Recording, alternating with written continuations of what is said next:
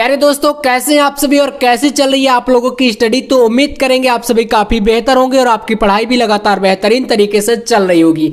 तो जैसा कि आपको पता है कि हम लोग फिजिक्स के कुछ मॉडल पेपर को सॉल्व कर चुके हैं और इसी सीरीज में आज आपके पास एक अच्छा या बोले तो नया एक मॉडल पेपर आपके सामने मैं लेकर के आया हूँ, जिसका कि कोड आपका होने वाला है 346 FB। ठीक है, तो ये कोड का आज के इस वीडियो में हम लोग इस पेपर का पूरा कंप्लीट सोल्यूशन आपके सामने कराने वाले हैं। यानी कि इसके जितने भी ऑब्जेक्टिव क्वेश्चन रहेंगे, इसके अलावा थ्योरी के जो क्वेश्चन रहेंगे, कुछ न्यूमेरिकल क्वेश्चन होते हैं जो कि पेपर में आते हैं, आपको पता ही है। तो इस वीडियो को पूरा आप लोग अंत तक जरूर देखिएगा। इस पेपर का कंप्लीट सॉल्यूशन आज के इस क्लास में आपको देखने को मिलेगा। तो चलिए भाई शुरू करते हैं इस वीडियो को। और पेपर का जो पूर्णांक है वो 70 नंबर का होता है, आपको पता ही है। बाकी सारा पैटर्न आपका बोर्ड एग्जाम से मैच करने वाला है। यानी कि जो बोर्ड एग्जाम 2025 में आपके बोर्ड एग्जाम में जो पेपर का पैटर्न होने वाला है वो आपका ऐसा ही आएगा। ठीक है, यानी कि जो इस वीडियो में आपको दिखाया गया है। तो चलिए फिर शुरू करते हैं। यहाँ पर एक एक क्वेश्चन को आपके सामने हल करने वाले हैं। बाकी टाइमिंग वगैरह आप लोग मैच कर लीजिएगा, 3 घंटे 15 मिनट वही रहता है। और सबसे इंपॉर्टेंट बात, जो 15 मिनट होते हैं वो आपको इसीलिए दिया जाता है कि आप जो है पेपर को पहले अच्छे तरीके से पढ़ लें। क्योंकि पेपर को अगर आप अच्छे से नहीं पढ़ते हो ना, तो आपके माइंड में जो एक एनालिसिस होता है, यानी कि हमें जो पता चलता है कि आखिरकार कितने क्वेश्चन हमें अच्छे तरीके से बन रहे हैं और कौन कौन से क्वेश्चन है जो हमें अच्छे से नहीं आ रहे हैं, वो सब चीज़ें हमें पता नहीं चल पाती हैं। तो मैं आपसे यही रिकमेंड करूंगा आपको कि अगर आप 15 मिनट नहीं पढ़ सकते तो कम से कम आप लोग प्रयास करना कि 5 मिनट जरूर पेपर को अच्छे से ध्यानपूर्वक हर एक क्वेश्चन को जरूर पढ़ना, 5 से 7 मिनट तक। ठीक है, उसके बाद आपको पेपर करना स्टार्ट कर देना है। बाकी यहाँ पर निर्देश आप देख सकते हैं, पूरा एकदम A to Z जितना भी पेपर में आपको देखने को मिलेगा वो सब कुछ आपके सामने है। हम लोग यहाँ से स्टार्ट करते हैं पहले क्वेश्चन से, ऑब्जेक्टिव से।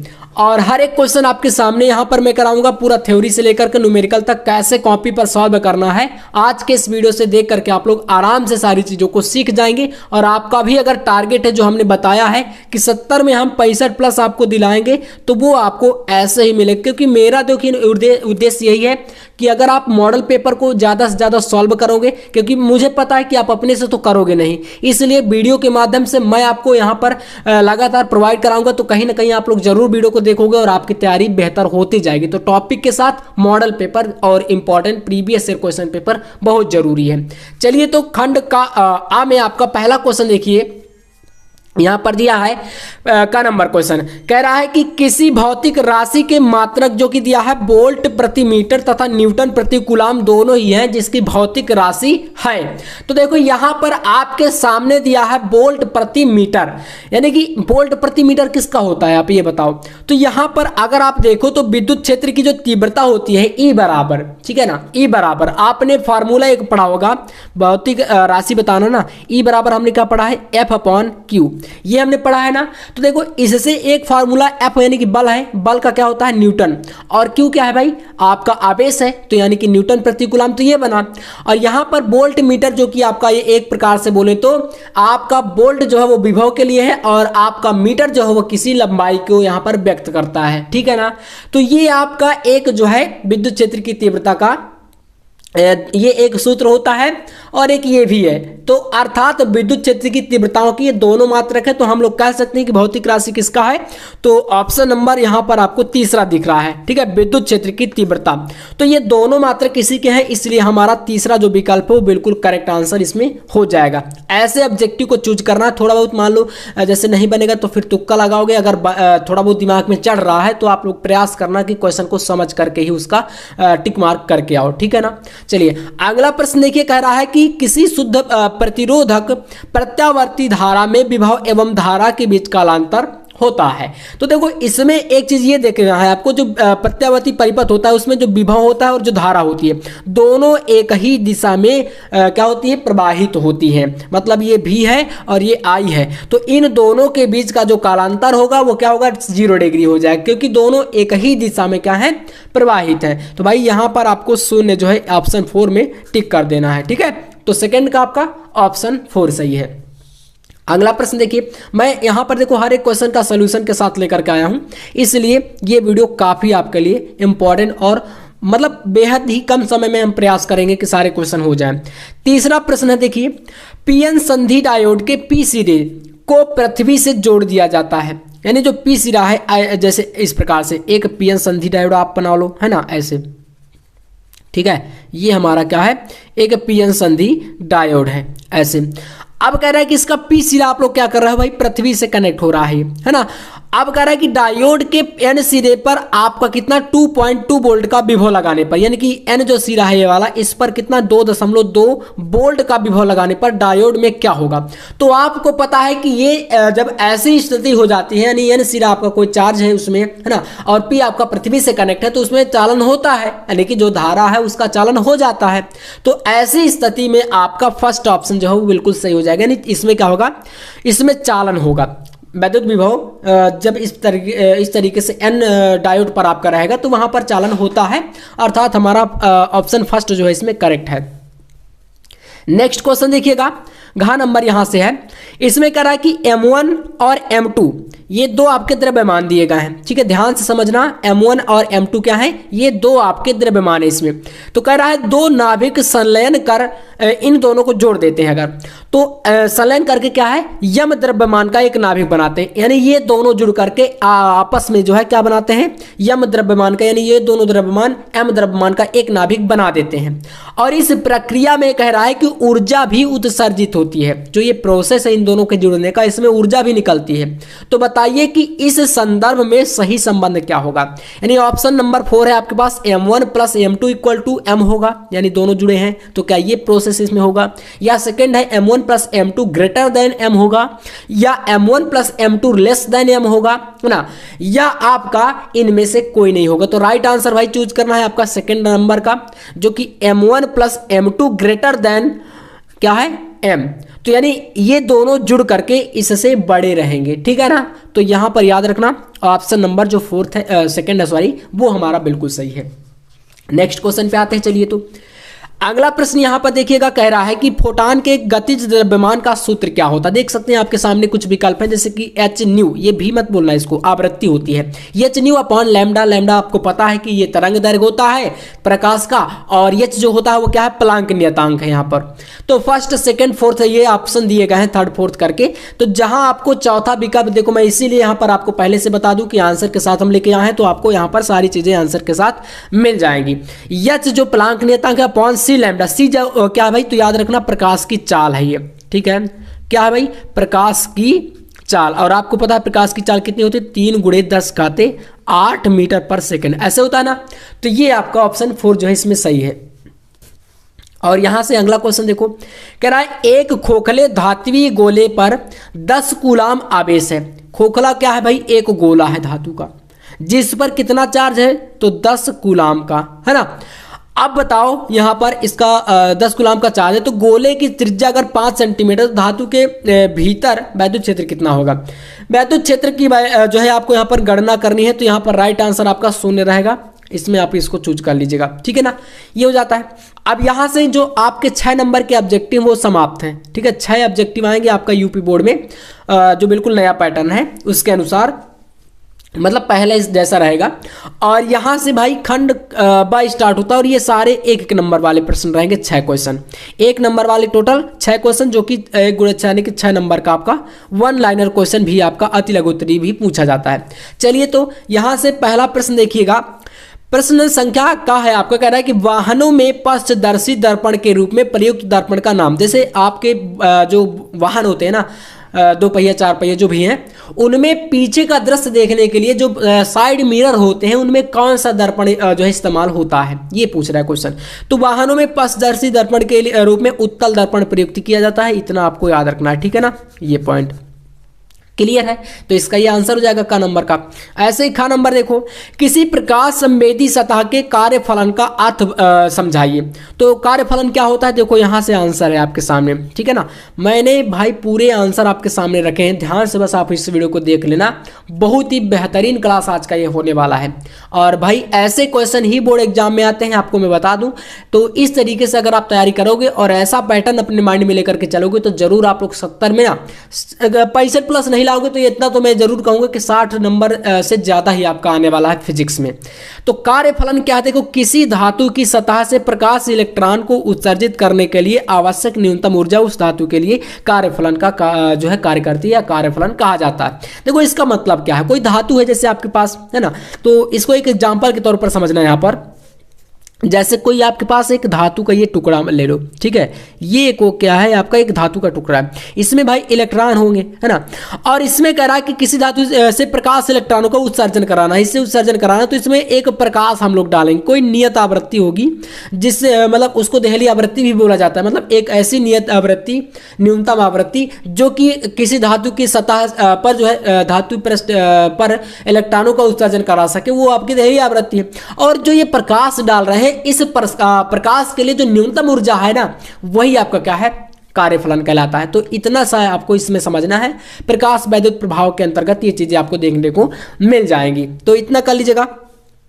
गा नंबर प्रश्न है, कह रहा है कि नाभिक के आकार तथा द्रव्यमान संख्या के बीच संबंध लिखिए। तो यहां पर देख सकते हो नाभिक के आकार और द्रव्यमान संख्या के बीच संबंध कुछ इस तरीके से होता है, जो कि आपको यहां पर दिखाया गया है। R = R0 एक पावर 1/3, ये आपको इतना इसमें रिलेशन दिखाना है, ठीक है, एक नंबर का क्वेश्चन है, इतना लिखना है, ठीक है ना। तो इस तरीके से गा नंबर तक के क्वेश्चन हो गए।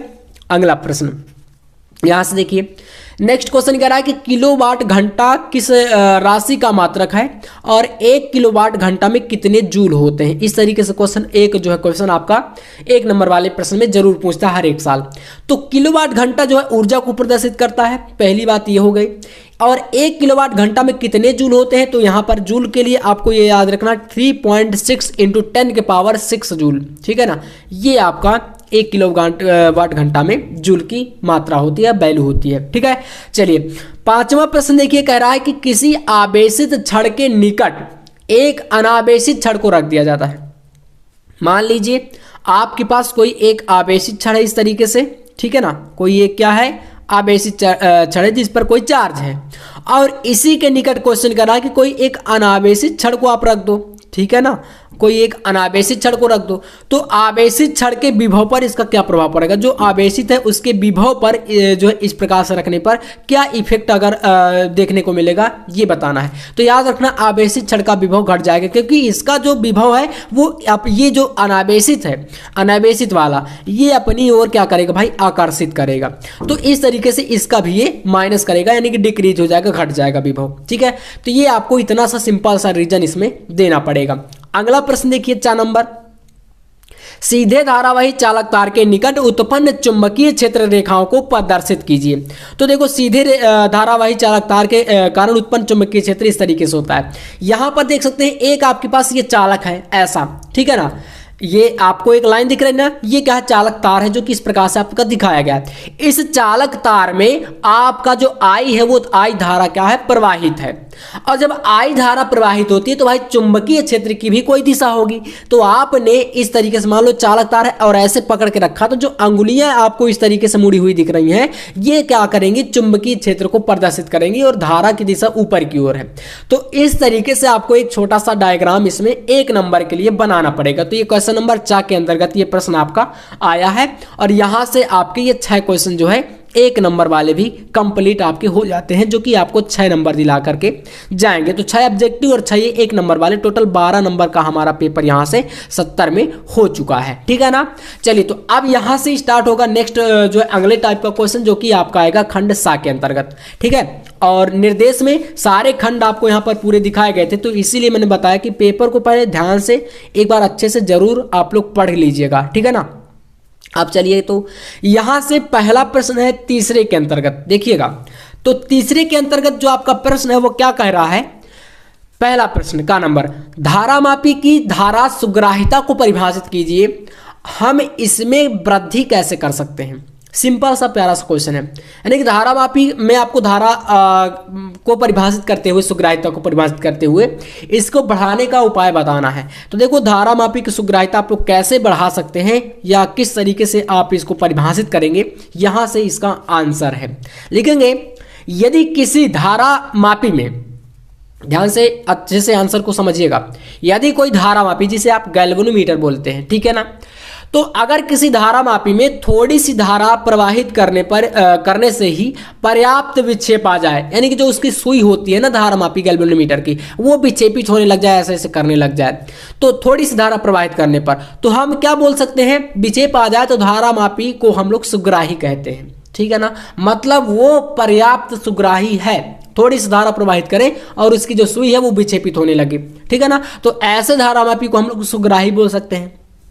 अब देखिए, कुंडली में एकांक धारा प्रवाहित करने पर उसमें उत्पन्न विक्षेप को धारामापी की सुग्राहिता कहते हैं, जो कि इस तरीके से इस फार्मूले से व्यक्त की जाती है। धारामापी की सुग्राहिता बराबर होता है NAV/K, या इसी को आप φ/T भी लिख सकते हो ऐसे। ठीक है ना, फाई है ये, या ये जो आपके सामने है NAB/K, इस तरीके से ये धारामापी की सुग्राहिता है।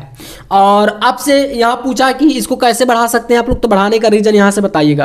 अतः कुंडली में फेरों की संख्या जो N है, ये आपका N क्या है, कुंडली में फेरों की संख्या A क्या है भाई, चुंबकीय क्षेत्र है, और B क्या है आपका, A आपका क्षेत्रफल और B है चुंबकीय क्षेत्र का मान बढ़ा करके, अगर आप इन तीनों को बढ़ा देंगे और कम ऐंठन जो नियतांक K है इसका प्रयोग करके आप लोग धारामापी की सुग्राहिता को बढ़ा सकते हैं, यानी K का मान कम करके और इन तीनों का मान बढ़ा करके आराम से आप धारामापी की सुग्राहिता को बढ़ा सकते हैं। और आपके सामने इक्वेशन भी है, आराम से आप समझ सकते हैं। ठीक है ना, इन चीजों को। तो यहां से आपका क नंबर का क्वेश्चन समाप्त होता है। अगला प्रश्न आता है ख नंबर, देखिएगा। तो क नंबर प्रश्न कह रहा है कि प्रत्यावर्ती परिपथों में शक्ति गुणांक के वाटहीन धारा के अर्थ को समझाइए। तो देखिए, जो प्रत्यावर्ती धारा परिपथ है इसमें शक्ति गुणांक होता है cos φ बराबर R/Z। ठीक है, R प्रतिरोध होता है, Z आपका क्या होता है, ये प्रतिबाधा होती है। ठीक है ना, तो इस तरीके से शक्ति गुणांक की आप परिभाषा दे सकते हैं। अब पूछा है वाटहीन धारा इसी क्वेश्चन में, तो देखो वाटहीन धारा क्या होती है, ये इसका आंसर है शुद्ध प्रेरकत्व अथवा शुद्ध धारिता, है ना, अथवा दोनों के परिपथ में बहने वाली धारा को वाटहीन धारा कहते हैं। जैसे प्रेरकत्व आप L से डिनोट करेंगे, धारिता को आप C से। तो शुद्ध आपका प्रेरकत्व हो या शुद्ध धारिता हो या आपका कह रहा है दोनों हो, उनमें जो बहने वाली प्रेरकत्व कुंडली को हम लोग इस तरीके से डिनोट करते हैं ना, ऐसे। ठीक है, और जो धारिता होती है वो इसको इस तरीके से, ये। तो इन दोनों से प्रवाहित होने वाली या किसी एक से प्रवाहित होने वाली धारा को हम लोग वाटहीन धारा कहते हैं। ये होता है इसका सिंपल सा रीजन। अगला क्वेश्चन देखिएगा, ख नंबर क्वेश्चन यहां से समाप्त है। अब आते हैं ग नंबर में। देखो, ग नंबर क्वेश्चन है कि किसी वैद्युत चुंबकीय तरंग में विद्युत क्षेत्र जो कि EY इक्वल टू एक समीकरण दिया है 3x या 3 गुणे बोल सकते हो, 3 गुणे 10 के घाते -7 साइन ब्रैकेट के अंदर है 0.5 इंटू 10 के पावर 3 x प्लस, यहाँ पर ये x है और ये गुणा है। ठीक है ना, गुणे का चिन्ह है और ये x है ऐसे, प्लस 1.5 इंटू 10 के पावर 11 t वोल्ट प्रति मीटर है। तो तरंग के तरंग दैर्घ्य का मान तथा चुंबकीय क्षेत्र का समीकरण प्राप्त कीजिए। देखो, ये जो क्वेश्चन है बहुत ज़्यादा इंपॉर्टेंट है। ठीक है ना, ये बहुत ज़्यादा महत्वपूर्ण प्रश्न है। चलिए, तो इसको कैसे देखो सॉल्व करोगे। सबसे पहले इसका आप कंपैरिजन करोगे। यहाँ से आंसर है तीसरे का गा का। ठीक है, EY इक्वल टू समीकरण दिया है यहाँ पर 3 गुणे 10 के घाते -7 sine 0.5 into 10 power 3x plus 1.5 into 10 power 11 t volt प्रति मीटर। अब इसका एक समीकरण होता है जो कि इस प्रकार से होता है EY equal to E0 sine omega t plus KX, यक्ष अक्ष में ये प्रवाहित है। कौन से, यक्ष अक्ष में, तो KX वोल्ट प्रति मीटर। अब ये जो आपका ये वाला समीकरण है, इससे आप इसकी तुलना करो पहले वाले की। तो यहाँ से E0 का, ओमेगा का, T का, यक्ष का, ये सारी वैल्यू हमारे पास निकल करके आएंगी। इसलिए आपको इनकी क्या करनी है, कंपैरिजन यानी कि तुलना करनी है। तो देखो, जब तुलना आप करोगे तो यहाँ से क्या क्या चीजें निकल के आती हैं, E0। देखो, E0 की जगह पर क्या चीज है, यहाँ से यहाँ तक ले लो, साइन को साइन से हटाओ तो ये E0 की जगह पर 3 गुणे 10 घाते -7 बच रहा है। तो ये E0 का वैल्यू ये रहा आपके सामने। अगली वैल्यू क्या बचती है, देखो, तो ओमेगा, ओमेगा देखो साइन के बाद ओमेगा टी है ना, ओमेगा वाला ये पूरा आपका टर्म जो है यहां से बच रहा है ये। ठीक है ना, इतना सारा जो वैल्यू है यहां तक क्योंकि इसके साथ देखो आप, तो यहाँ पर टी जुड़ा है ना, तो टी तो यहाँ पर है, तो इतना सारा जो पूरा ये टर्म है ये सब ओमेगा है। तो ओमेगा यानी कोणीय आवृत्ति इसको बोलते हैं, तो ये ओमेगा का वैल्यू हो गया। के का वैल्यू आप इसे से ढूंढ लो, यहाँ पर के एक्स है ना, तो के का वैल्यू आपके पास यहाँ पर 0.5 × 10 पावर क्या होगा 3 मीटर इनवर्स। तो ये आपके पास यहाँ पर इसमें बच रहा है। और बाकी आपका एक सूत्र होता है लैम्डा इक्वल टू 2π/k, जो यहाँ पर आप इसको जो है वैल्यू को रखोगे 2 और पाई का वैल्यू यहाँ पर 3.14 और के का वैल्यू आपके पास ये रहा, इसको पूरा रखोगे तो लैम्डा का मान ये निकल के आ जाएगा। तो लैम्डा निकला।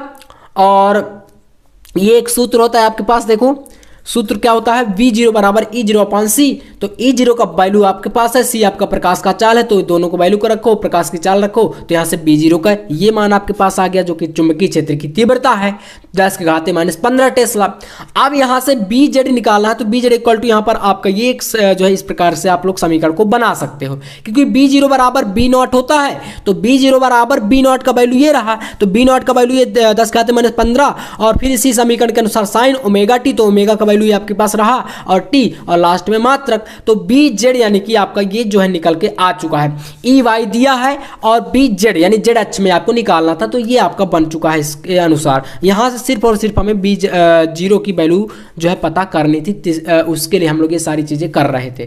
तो क्लियर है ना? अगर डाउट है तो स्क्रीनशॉट कर लेना और फिर एक बार अच्छे से समझ लेना। अगला प्रश्न है प्रति चुंबकीय और अनुचुंबकीय पदार्थों में अंतर बताइए। अंतर का ये क्वेश्चन है, देखो, और कैसे अंतर आप करोगे यहां पर मैं आपको ये चीजें समझाने वाला हूं, ठीक है ना? तो चलिएगा, यहां पर एक तरफ है प्रतिचुंबकीय और एक तरफ है भाई अनुचुंबकीय, ठीक है ना? तो पहला अंतर देखिए इसमें है, जो प्रतिचुंबकीय होता है ये पदार्थ चुंबकीय क्षेत्र में रखे जाने पर क्षेत्र की विपरीत दिशा में मामूली से चुंबकित हो जाते हैं। और इसी में अनुचुंबकीय की बात कर ले तो ये पदार्थ चुंबकीय क्षेत्र में रखे जाने पर क्षेत्र की ही दिशा में मामूली से चुंबकित हो जाते हैं। दूसरा देख लो, चुंबकीय क्षेत्र को हटा लेने पर इनका चुंबकन समाप्त हो जाता है। और इसी में देखो, चुंबकीय क्षेत्र को हटा लेने पर इनका चुंबकन समाप्त हो जाता है, ठीक है। और यहाँ पर प्रतिचुंबकीय में ये पदार्थ किसी चुंबकन के सिरे के समीप लाए जाने पर तनिक प्रतिकर्षण का अनुभव करते हैं और ये तनिक आकर्षण का अनुभव करते हैं, ठीक है। प्रतिकर्षण आकर्षण ये फर्क हो गया। चौथा आप इसी में देख लो, ये जो प्रतिचुंबकीय होता है ये पदार्थ आसमान यानी डिफरेंट है ना, अलग अलग असमान चुंबकीय क्षेत्र में क्षेत्र के कम तीव्रता वाले भाग की ओर आकर्षित होते हैं। और जो अनुचुंबकीय होते हैं इनमें क्या होता है, तो ये पदार्थ असमान चुंबकीय क्षेत्र में क्षेत्र के अधिक तीव्रता वाले भाग की ओर आकर्षित होते हैं। ये दोनों में क्या है, इनका डिफरेंट है या बोले तो अंतर है, ठीक है ना।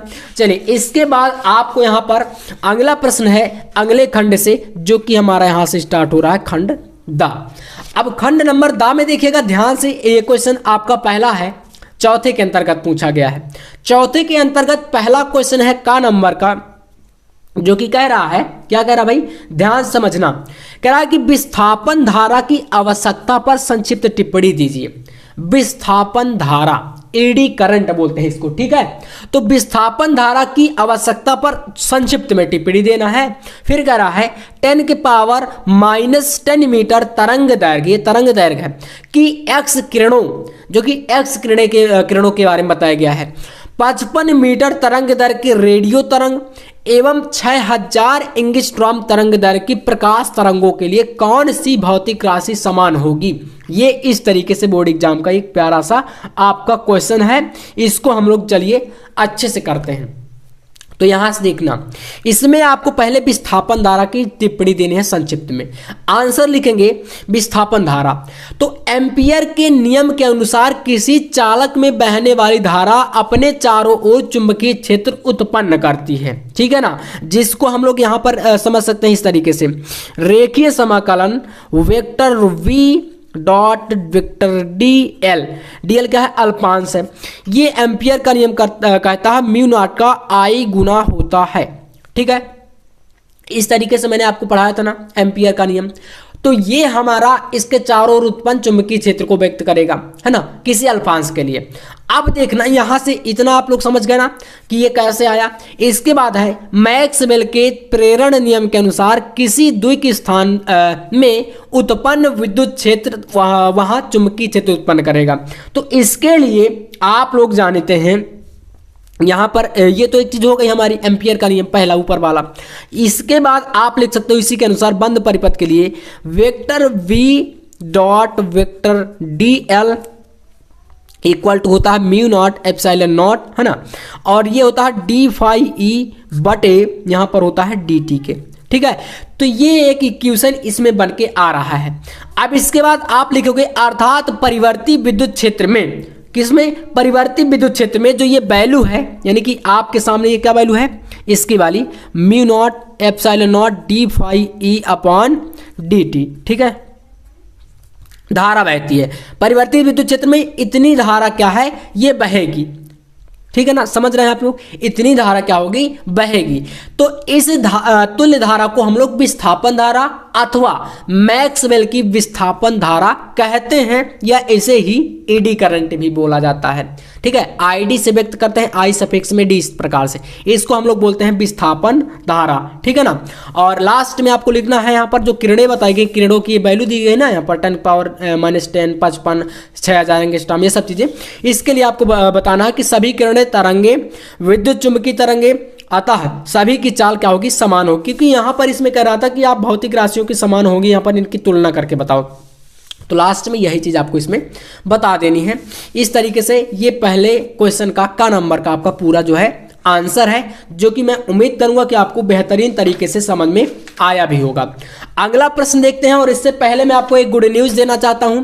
अगर आप भी हैं क्लास 12th में और आपको जो है सारी चीजें physics, chemistry, biology, Hindi, English का पूरा कंप्लीट सिलेबस, एकदम मोस्ट इंपॉर्टेंट जो VVI क्वेश्चन है आपके बोर्ड एग्जाम के लिए, वो अगर आपको चाहिए पूरा कंप्लीट सॉल्यूशन के साथ, तो आप लोग इस नंबर पर कांटेक्ट कर सकते हैं 9511470534। इस व्हाट्सएप नंबर पर कांटेक्ट कर लीजिएगा, ये हमारा नंबर है हमारी टीम का, और इसमें आपको यहाँ पर मात्र 99 रुपीज़ के प्राइस पर पूरा कंप्लीट नोट्स जो है PDF फॉर्मेट में VVI क्वेश्चन के साथ आपको मिल जाएगा। इसमें सारी चीज़ें रहेंगी और प्रीवियस ईयर के क्वेश्चन पेपर के सेट भी आपको यहाँ पर देखने को मिल जाएंगे, यानी कि आपको मिलेंगे, जो कि आपको पूरा सॉल्व करना पड़ेगा, और इससे काफ़ी ज़्यादा प्रैक्टिस आपकी हो जाएगी।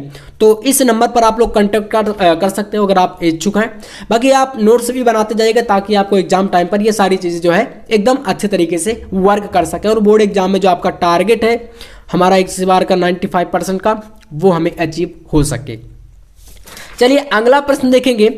ख नंबर कह रहा है कि समस्थानिक, देखिए एक है समस्थानिक, एक है संभारिक, एक है समन्यूट्रॉनिक, नाभिकों में अंतर लिखिए और उत्तर के समर्थन में उदाहरण भी दीजिए। तो चलिए इसका आंसर भाई जानते हैं। पहले हम लोग जानेंगे समस्थानिक क्या होता है, ठीक है ना। तो भाई ये तो आपने क्लास 9th में भी मुझे उम्मीद है कि आपने पढ़ा होगा, क्योंकि यार समस्थानिक संभारिक की तो सिंपल सी चीजें हैं। तो समस्थानिक देखो क्या होते हैं, एक ही तत्व यानी कोई एक एलिमेंट है, जैसे इसमें एग्जांपल हम जानेंगे कि वे परमाणु जिन की परमाणु संख्या समान होती है परंतु परमाणु भार अलग अलग होते हैं, उन्हें समस्थानिक कहा जाता है। जैसे हाइड्रोजन के 3 समस्थानिक होते हैं, 1H1 1H2 1H3। हाइड्रोजन का परमाणु क्रमांक भाई एक ही रहता है, देख सकते हो, लेकिन परमाणु भार किसी में 1, किसी में 2, किसी में 3 हो सकता है, इसको बोलते हैं समस्थानिक। अगला देखिए संभारिक में, संभारिक में भाई इसका जस्ट अपोजिट हो जाएगा, भारिक मतलब समभारिक, इस तरीके से समझ सकते हो। समभारिक, भारिक मतलब भार, भार समान रहेगा, इसमें परमाणु क्रमांक अलग अलग हो जाएंगे, ठीक है। तो वे नाभिक जिनकी द्रव्यमान संख्या A यानी परमाणु भार जो होता है वो समान रहता है, लेकिन जो परमाणु संख्या होती है यानी परमाणु क्रमांक जो Z होता है वो अलग अलग होता है। जैसे यहाँ पर 6 कार्बन का 14 परमाणु भार और 7 नाइट्रोजन का भी 14 परमाणु भार। देखो 6 है, एक का परमाणु क्रमांक, एक का 7, लेकिन भाई 14 क्या है, इन दोनों का परमाणु भार है या परमाणु द्रव्यमान है। तो कह सकते हो कि जो A है वो दोनों में क्या है, 14 है ना, दोनों में 14 है, लेकिन जो Z का वैल्यू है एक में 6 है, एक में क्या है 7 है। इस तरीके से ये क्या होता है, संभारिक में अंतर आता है आपका, ठीक है। तो चलिए ये क्लियर है। अब एक और भी वर्ड था समन्यूट्रॉनिक। समन्यूट्रॉनिक आपके सामने है, इसको समझ लो ये क्या होता है भाई। तो द्रव्यमान संख्या और परमाणु संख्या के बीच समान अंतर वाले तत्वों के परमाणुओं को समन्यूट्रॉनिक कहा जाता है। और समन्यूट्रॉनिक न्यूक्लियाइड होते हैं जिनमें अलग अलग प्रोटॉन संख्या और समान संख्या में न्यूट्रॉन होते हैं। तो इस तरीके से आप लोग इसको समन्यूट्रॉनिक को बता सकते हो। यहां से ये तीनों जो है टॉपिक आपके क्लियर हो जाते हैं।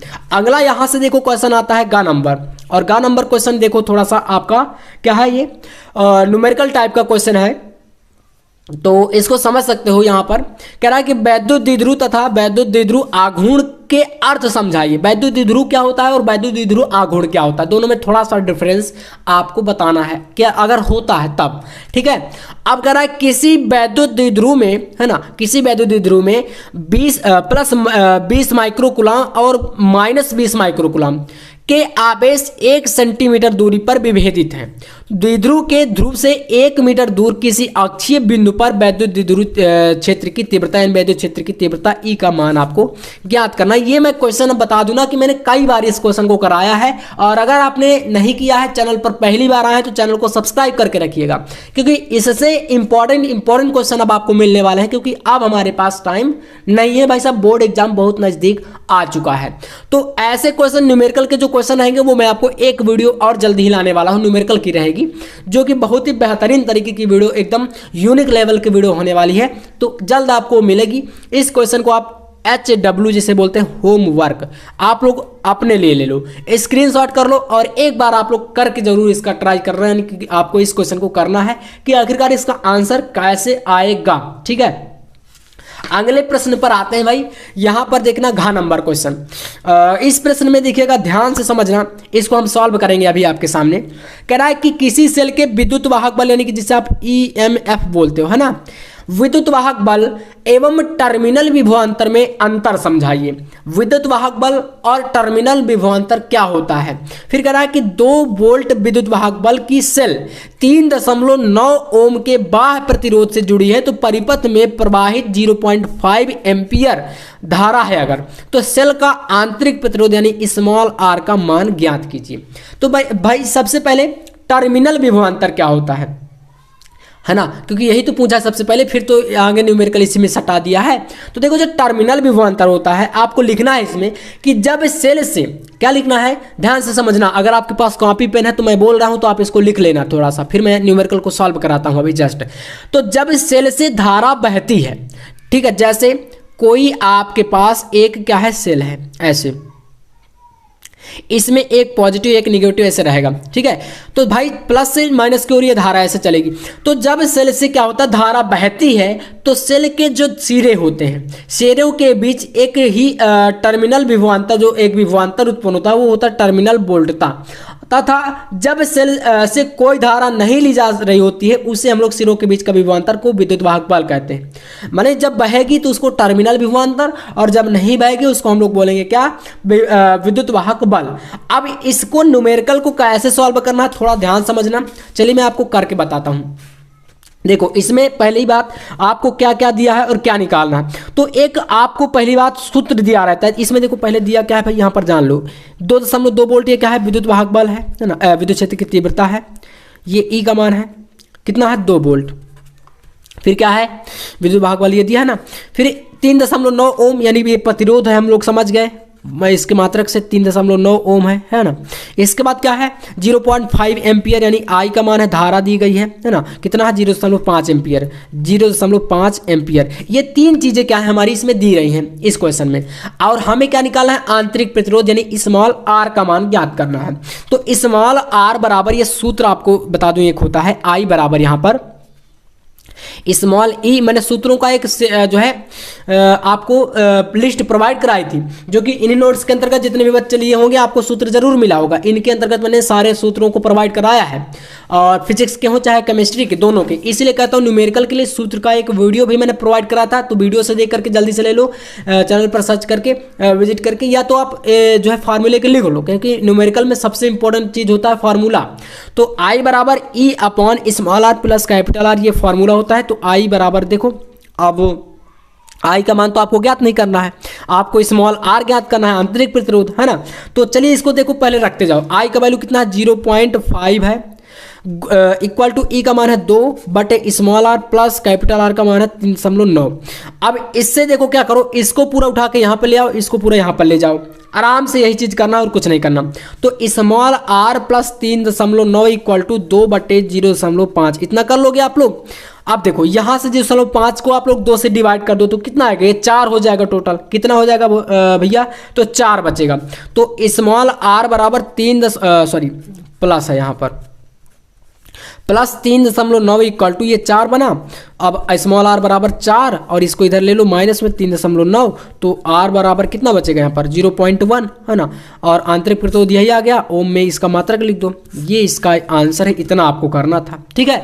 तो ये क्वेश्चन का आप लोग यहाँ से आंसर बता सकते हो।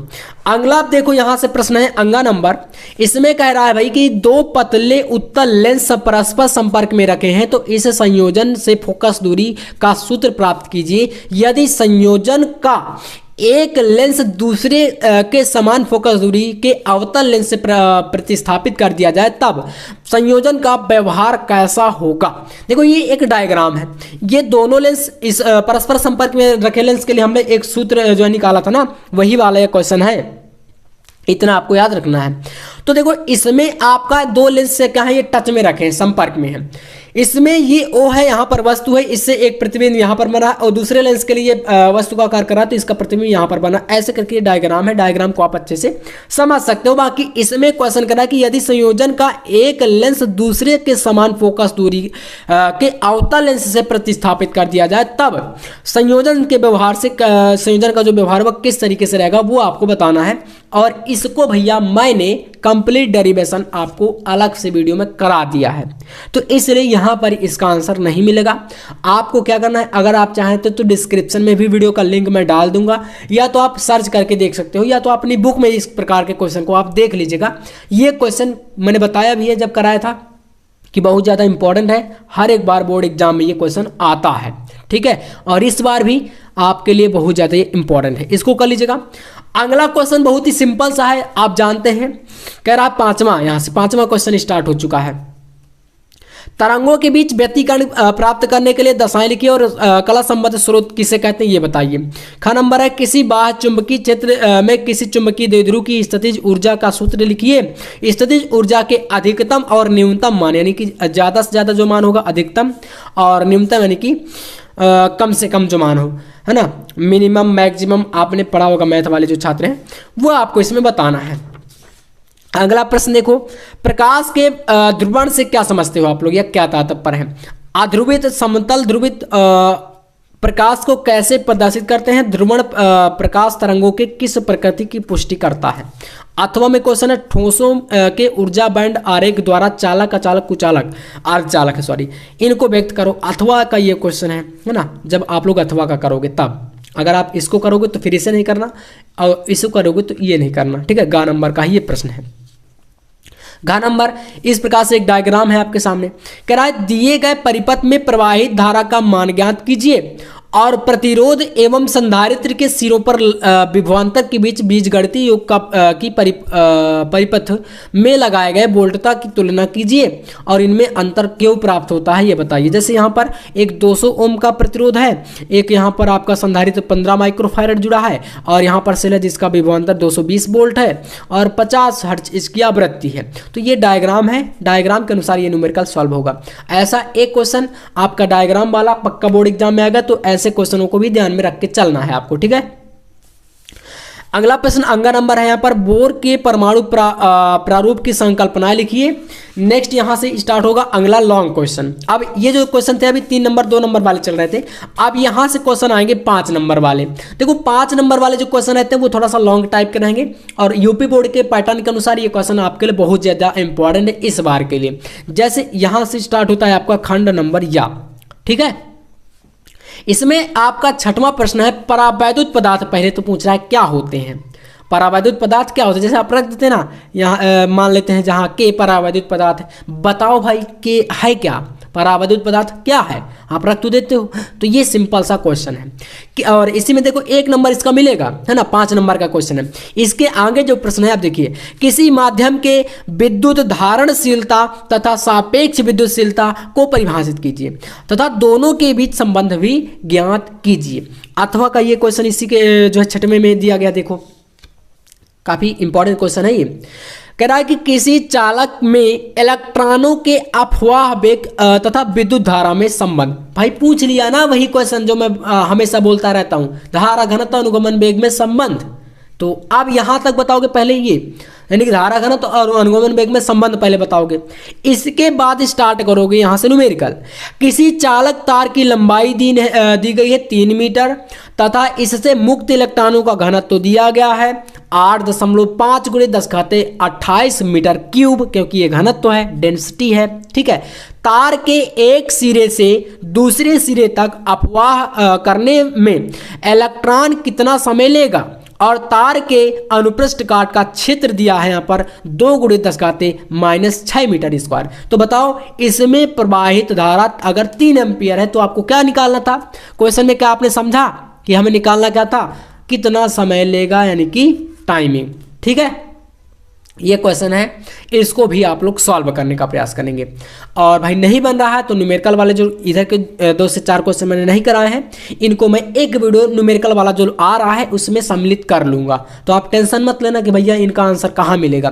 प्रयास करने के लिए मैं आपको दे रहा हूँ ताकि थोड़ा सा आप भी मेहनत करो, और आप अगर नहीं हो पाएगा आपसे तो फिर मैं तो भाई न्यूमेरिकल में कराऊंगा ही इन सारे क्वेश्चन को शामिल करके। तो चैनल पर नए हैं तो भाई मैं आपसे यही कहूँगा, आप लोग सब्सक्राइब जरूर करके रखिएगा, इतना याद रखना है, ठीक है ना। अगर आपको चाहिए कि हाँ भैया हमें कुछ करना है आगे चल के, बोर्ड एग्जाम में अच्छे नंबर लाने हैं, है ना, कोई भी क्वेश्चन ना छूटे, इसके लिए कह रहा हूँ कि आप सब्सक्राइब करके रखिएगा। जितना ज़्यादा आप लोग सपोर्ट प्यार दिखाएंगे उतना ज़्यादा आपके लिए चीज़ें मैं करूँगा।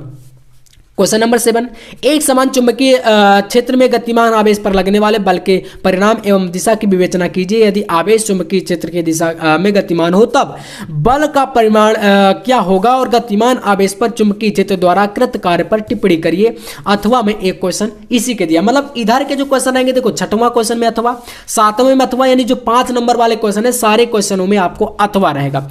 7वां क्वेश्चन इसी के अथवा में ये क्वेश्चन रहा और एक लॉन्ग सा क्वेश्चन आपके सामने है। देखो क्या है क्वेश्चन, कह रहा भाई समझना, विद्युत चुंबकीय प्रेरण पहले बताओ क्या है, यहां तक एक परिभाषा जोड़ दिया। फिर कह रहा है फैराडे के विद्युत चुंबकीय प्रेरण संबंधी नियमों को समझो। देखो इतना बड़ा क्वेश्चन है और भाई मैं बता दूं ना, ये पेपर जो है आपका ये 2024 बोर्ड का है, ओरिजिनल पेपर, मैं आपसे रियल अब बता रहा हूं। देखो आपको पता है आप लोग ऐसे तो सॉल्व नहीं करते हो, तो मैं आपको प्रीवियस ईयर के पेपर के वीडियो ला रहा हूं अब, ठीक है। तो ये मॉडल पेपर भी है और प्रीवियस ईयर का पेपर भी है। तो देखो इस प्रकार का ये पेपर है और इसमें भाई कह रहा है कि पहले बताओ प्रेरण क्या है, चुंबकीय प्रेरण, और फिर फैराडे के नियम बताओ एक ही क्वेश्चन में। फिर यहां से एक न्यूमेरिकल भी जोड़ दिया। तो बताओ कितना बड़ा क्वेश्चन आता है बोर्ड एग्जाम में, आप कुछ आइडिया लग रहा है ना।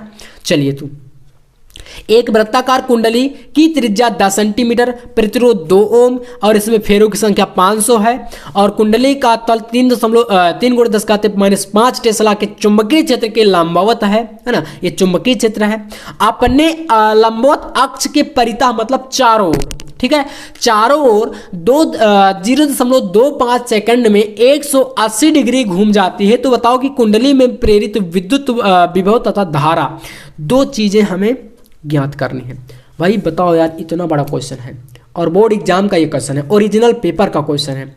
तो अब आप अंदाजा लगा पा रहे होंगे कि यार कैसे क्वेश्चन बोर्ड एग्जाम में आते हैं और हमें अदर चैनलों पर कैसे क्वेश्चन भाई एकदम हलवा टाइप के क्वेश्चन लेकर रख देते हैं आपके सामने और बोलेंगे बच्चों यही पढ़ लो यही आ जाएगा। भाई आपके साथ धोखा हो रहा है। देखो मैं रियल बता रहा हूँ चीज़ों को, आप चाहे हमारे चैनल से पढ़ो चाहे आप किसी और चैनल से पढ़ो, लेकिन इतना याद रखना कि बोर्ड एग्जाम में फिजिक्स और केमिस्ट्री के जो क्वेश्चन रहेंगे वो आपको कभी भी थ्योरी में ज़्यादा देखने को नहीं मिलेंगे। और जो लॉन्ग के क्वेश्चन आएंगे खास तौर पर उन पर बता रहा हूँ कि इस टाइप के बॉन्ड लगाए जाएंगे कि भाई एक ही प्रश्न में देख लो कितने क्वेश्चन शामिल हैं, और जब इतना करोगे तब मिलेगा 5 नंबर। तो दिमाग को थोड़ा सा खोल करके तैयारी करना आप लोग, है ना, बाद में पछताने के अलावा कुछ नहीं मिलता। तो ये हो गया। 8वां प्रश्न देखो, एकल झिर्री से प्रकाश के विवर्तन प्रतिरूप को बनाइए और केंद्रीय उच्चिष्ट की कोणीय चौड़ाई का सूत्र यहाँ तक लिखो। केंद्रीय उच्चिष्ट को प्रभावित करने वाले कारकों का उल्लेख कीजिए। विवर्तन कोण का अधिकतम संभाव्य मान क्या हो सकता है। अथवा में एक क्वेश्चन है हाइगेंस की द्वितीयक तरंगिकाओं के सिद्धांत के आधार पर प्रकाश का अपवर्तन, ये तो मैंने बता दिया कि या तो अपवर्तन या तो परावर्तन है ना, अपवर्तन का निगमन पूछेगा या परावर्तन का, ठीक है, हाइगेंस के सिद्धांत के आधार पर। ये तो फिक्स है एकदम, है ना, बोर्ड एग्जाम में क्वेश्चन हमेशा पूछा जाता है लगभग, ठीक है। तो ये हो गया। 9वां क्वेश्चन है डी ब्रॉगली द्रव्य तरंगे क्या हैं, इनके प्रमुख गुणों का उल्लेख कीजिए। और कण, प्रोटॉन, इलेक्ट्रॉन की गतिज ऊर्जा समान है और किस कण से संबद्ध डी ब्रॉगली तरंग दैर्घ्य की अधिकतम होगी और क्यों होगी, ये इसके अंतर्गत एक प्रश्न है। और अथवा में एक क्वेश्चन और है इसके, जो कि आपको मैंने बताया कि टोटल देखो 6 क्वेश्चन, 7वां क्वेश्चन, 8वां क्वेश्चन, 9वां क्वेश्चन, टोटल ये 4 जो क्वेश्चन होंगे इनमें 5-5 नंबर, इन 5 चौका 20 नंबर का ये क्वेश्चन आएगा यहाँ से, ठीक है। और हर क्वेश्चन में आपको अथवा देखने को मिलेगा, यानी कि जो लॉन्ग क्वेश्चन रहेंगे उनमें अथवा रहेगा। तो यहाँ से है पीएन संधि डायोड की आवक्षय परत क्या होती है, यानी आपको पता है पीएन संधि डायोड का जो बीच का स्थान जहाँ पर ना ही इलेक्ट्रॉन होता है ना ही कोटर होता है, इसको आवक्षय परत बोलते हैं।